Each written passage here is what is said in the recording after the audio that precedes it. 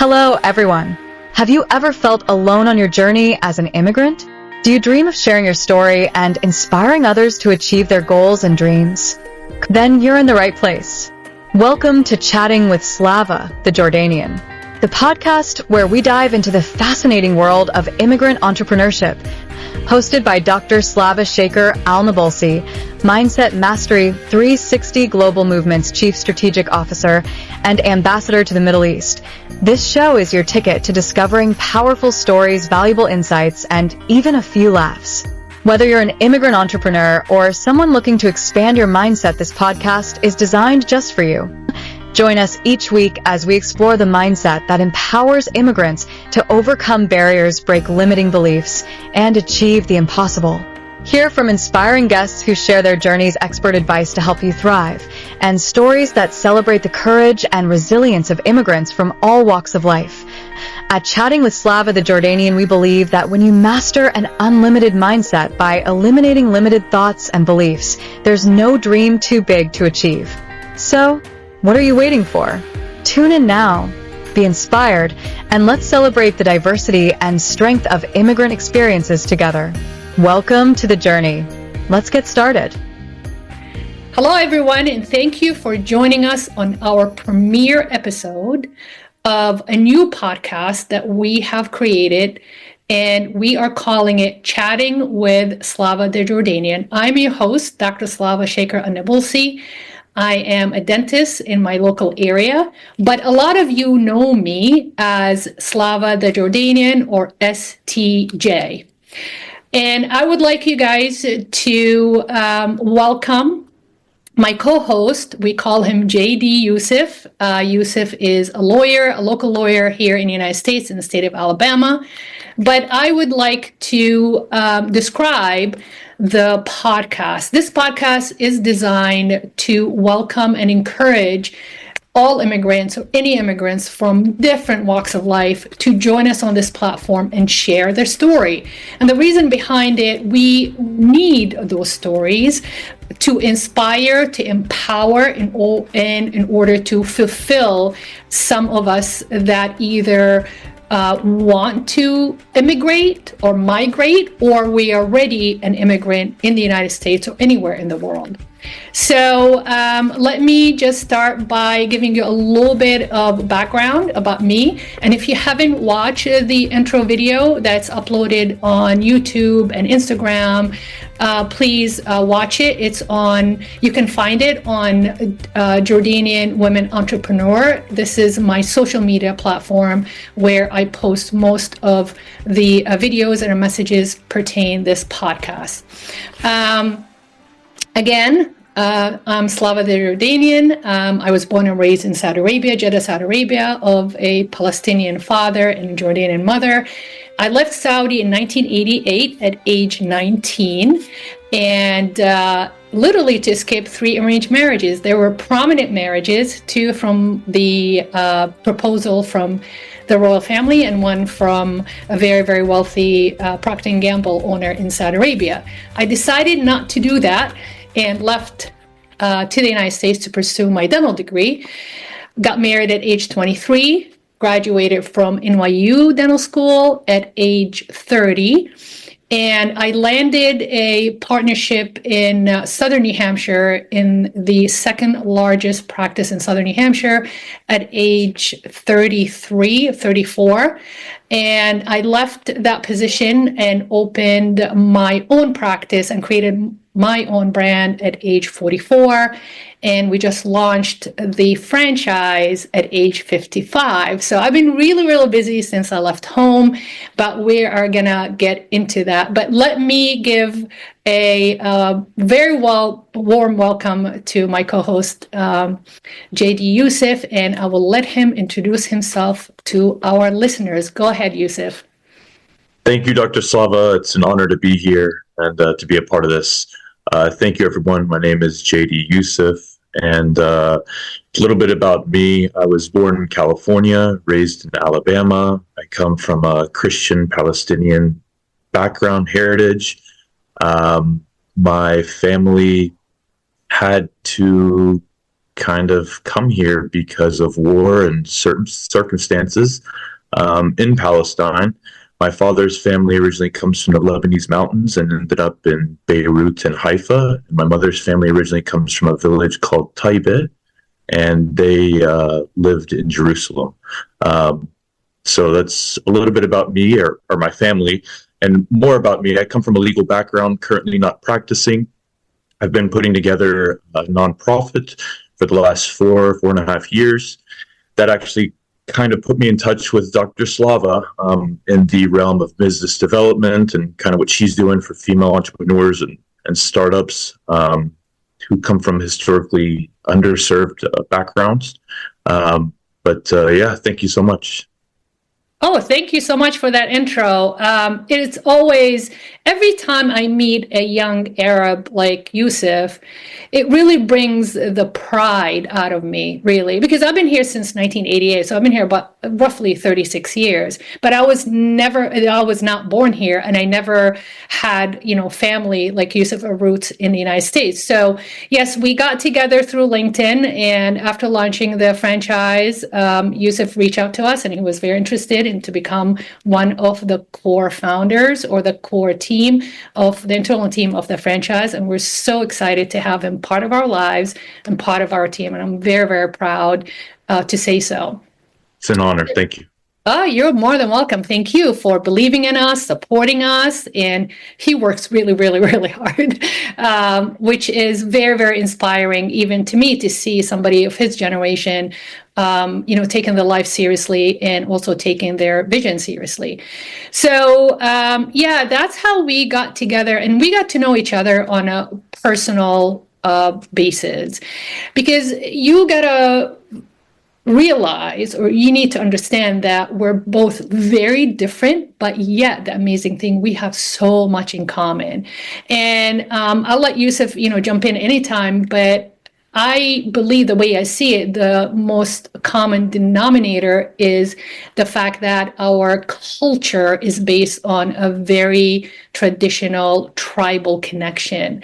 And our culture is very much based on relationship. It's a relationship culture. And that's why we created this podcast, because we want to transcend that concept, that principle into the world, in order for the world to see our culture the way we see our culture, through our lens, how rich it is, how colorful, how celebratory it is, and how forgiving, inclusive, and embraces everybody, really, as long as you are good and you're kind.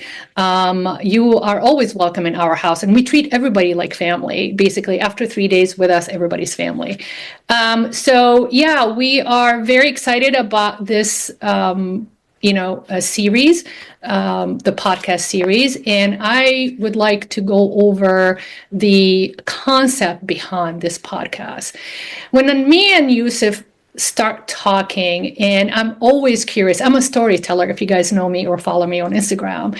And stories, I think they're very important to be shared, especially these days with all the easy resources that we have, social media and the internet. We can easily reach out to anybody on the other side of the globe. And by sharing our stories, we hope that to encourage others to tell their stories, because without stories, humanity would die and humanity will cease to exist. And honestly, although with all the technology that we have, the impact of learning from each other by telling our stories, it's very, very different than just reading it digitally or reading it in a book, publishing, or a journal or article. When you have that human interaction by, trading off our stories, that's very powerful and very impactful. So when I got to know Yusuf, I was fascinated, because I've been here 36 years.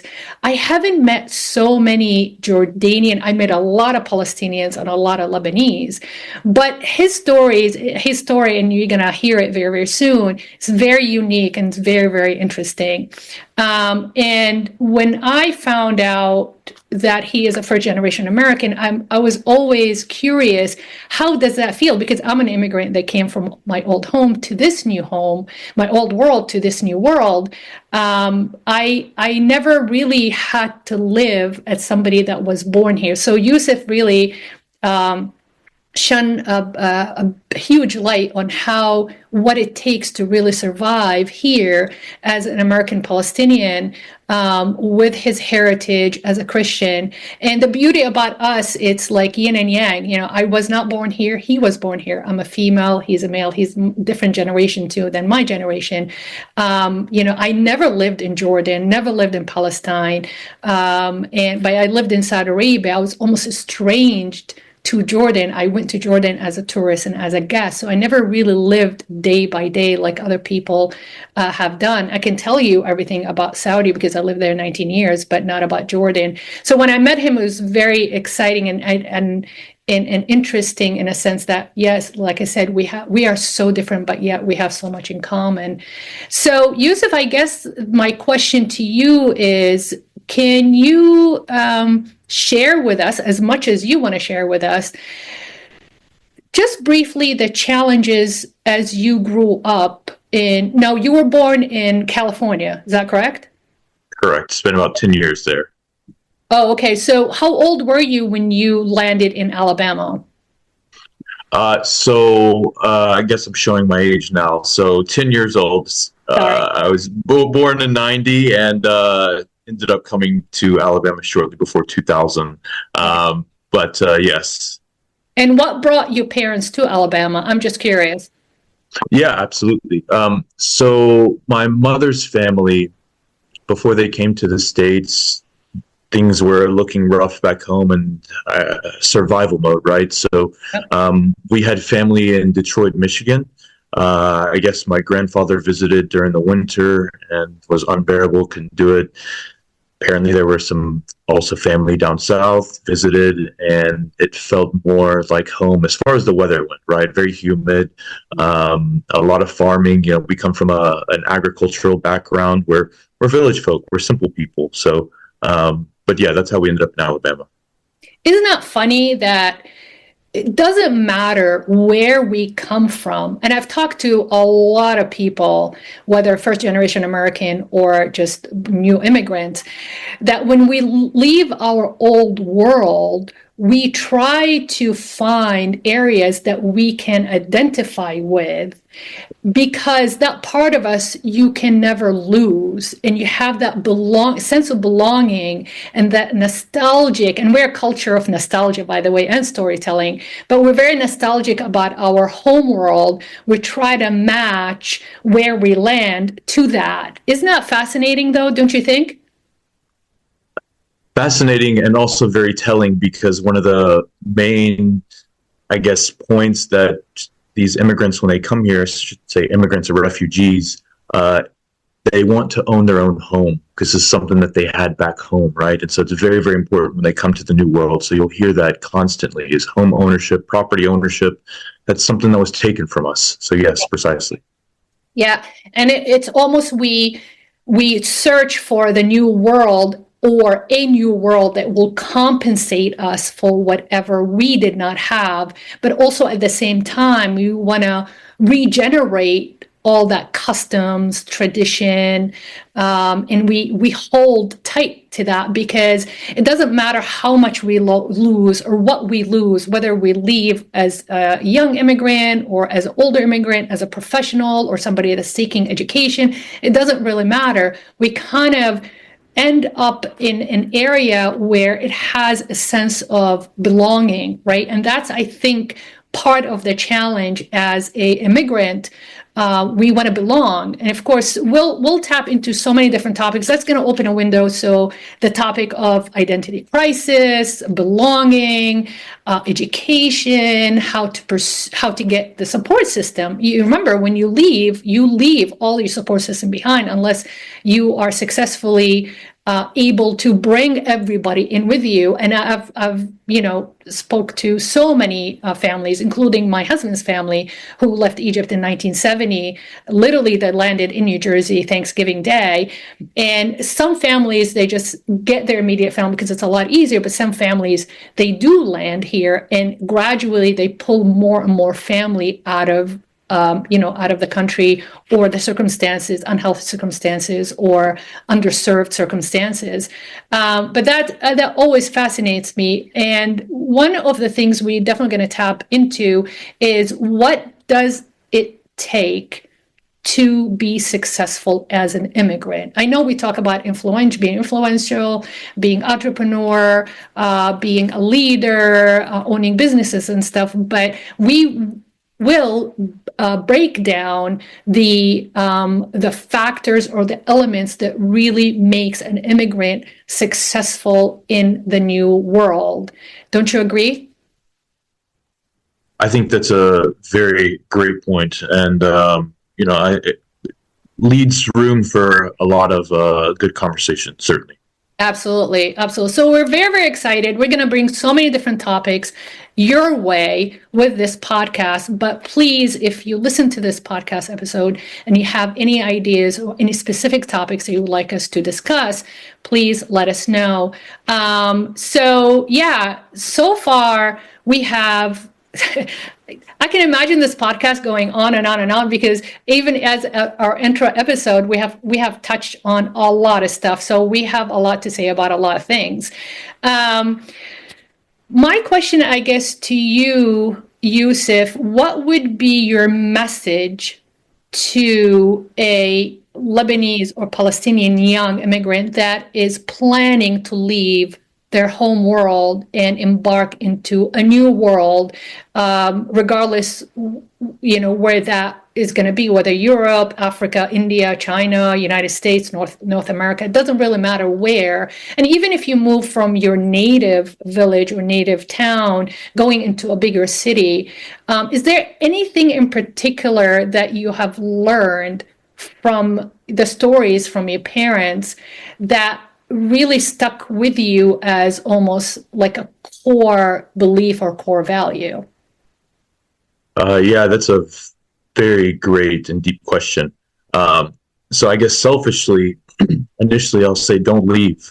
This is something, again, growing up, we heard of stories back home and not wanting to leave, right? That's very, very important and very, very personal and powerful, right? But again, circumstances are circumstances. Survival is unfortunately a part of nature.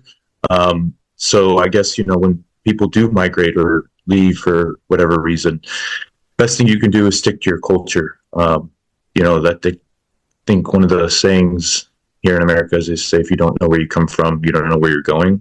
It's very, very powerful. So, but yeah, absolutely.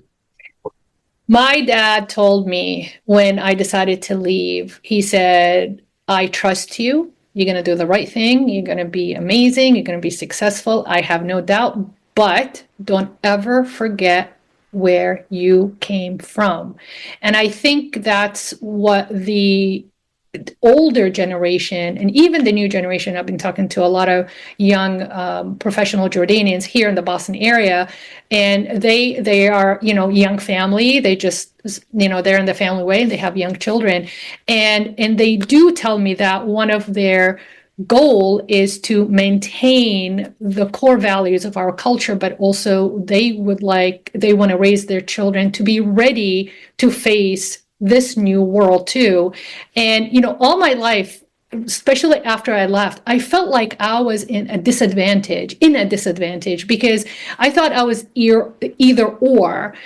But I guess the message is it's okay to be both. it can be, and, I'm a Palestinian, Jordanian, an American at the same time, and Saudi Arabian too, because I have the custom of the culture, and my cousins, my first cousins live in Saudi. They're part of the royal family. Their mom married al-Sudairi. So that's their world, that's their life. So I shared that with them, not until I became an adult and seasoned professional dentist and met people from all different walks of life and realized, like, hold on a second, we do have the advantage. We have the advantage because we have been trained to practice or exercise what I call is multicultural adaptability. And multicultural adaptability, in my mind, explains how we can switch hats, right? Yusif, when you sit with your family, the Arabic kicks in, the coffee, the tea, the food, you start like joking around, with like the Arabic jokes and stuff. And then when you're with the American friends or when you're at work, you can switch the hat. You become the American, lawyer, and you can just pull from the bags of tricks different ways to actually survive your day and get stuff done. But that's an advantage. But all my life, I just realized that a couple of years ago when I was working with my life coach, and I said, you know what, I'm just feel like I'm going through this identity crisis. She goes, what do you mean? I said, I'm not an American. I'm not an Arab. I'm kind of something in between. And she's like, why can't you be both? And that's what I realized is like, that's awesome. We do have the advantage because we have the ability to be or to practice the multicultural adaptability. Do you agree? Very well said. Yes. And I believe that these skills that you touched upon have personally enhanced my ability to navigate and traverse this business ecosystem atmosphere, right? Especially when I'm connecting with people internationally or even here domestically, right? It's about which hat am I going to wear? Who am I really speaking to? What do they want to hear, right? A lot of people that you run to aren't interested in X, Y, and Z, and that's fine. So you just have, which hat to put on. Absolutely. Now, the irony is we gained that ability by default, right? Because like you said, in your case, you were born here, so it's out of your control, right? Your parents came here. I made the decision to come here without knowing how I'm going to do it and how well I'm going to. I just knew that I'm going to do it, right? But we have learned that by default, but now we're using it by design. Is that amazing? It's actually, I've never thought about that concept, but yeah, I guess, again, it's survival, right? So yeah. Yeah. Yeah, survival mode in a sense that it's almost, and I always said in my household, it was more important to be right than to be loved. That's how the relationship I had with my parents. Being concise, sticking to the facts, by design, because we were taught that in order to survive, you have to be accurate. And that's why it was very, very important to be right, more important than to be loved. Did you have the same experience with your parents? Very same experience, and I run into a lot of first-generation Americans who are first-generation Arab Americans who have these similar experiences, right? Again, it all comes back to the culture, and that's how we connect. So yes. Yes, absolutely, absolutely. So, what would you like to make a closing statement before we end the episode? This episode is really short. We just want to introduce each other and continue telling our stories. What is your closing message, or for even the podcast, or for your listeners? Yes. So closing message would be gratitude and patience. Doing something like this is certainly not easy, but I think it's necessary to, again, shed light on our story. Our story is very powerful because there are powers at play that control the narrative, right? So it's very, very important that we shed light on some of these things that don't have media attention, will never get a media attention. So thank you again for this opportunity. Yeah, absolutely. And that's exactly what we're aiming for when we created this podcast. The message is mastering an unlimited mindset by eliminating limiting beliefs.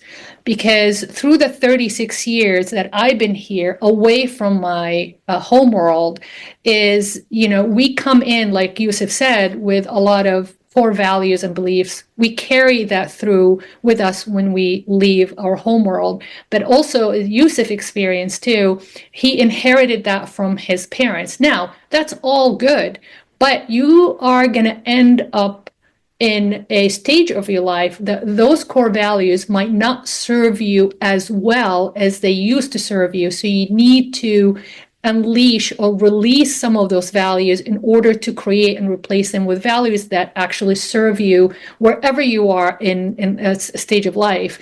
So the limited beliefs, it's a hindrance, right? It's going to keep us tied into our culture and in our background. But unfortunately, if it's overuse, overexercise, it can actually work against you. So we are very, very excited to continue this podcast. And please share with us any topics that you would like us to discuss, because this cannot happen without you guys. And I agree with Yusuf, this has to be done in order for us to expand this humanity consciousness of awareness and releasing all the limited beliefs in order for you guys to be empowered, to fulfill your dreams, to fulfill your goal. Well, like I said, whether you are interested in migrating out of your home world, or you're already here in the United States or anywhere in the world. So thank you so much for listening. I just want to let you know that this series is going to be on all podcast platforms. It's going to be uploaded on a YouTube channel, which is a global channel within the MM360 global movement. I am the Middle East ambassador to that movement, and also I am just got appointed as the Chief Strategic Officer for that movement too. And I'm very, very excited, and I pray that I'll be able to fulfill my position as the best I can. Thank you so much, Yusuf. I'm copying you because you are the Chief Strategic Officer of our franchise group. So I'm following his footsteps. See how much he inspires me. So keep an eye on the episode of the podcast. Like I said, it's going to be on Apple and all the podcast platform, and on YouTube. We're going to leave the link in the description below. And we're very excited to see you next time. This is Slava the Jordanian, and please keep telling your stories for the sake of humanity. See you next time.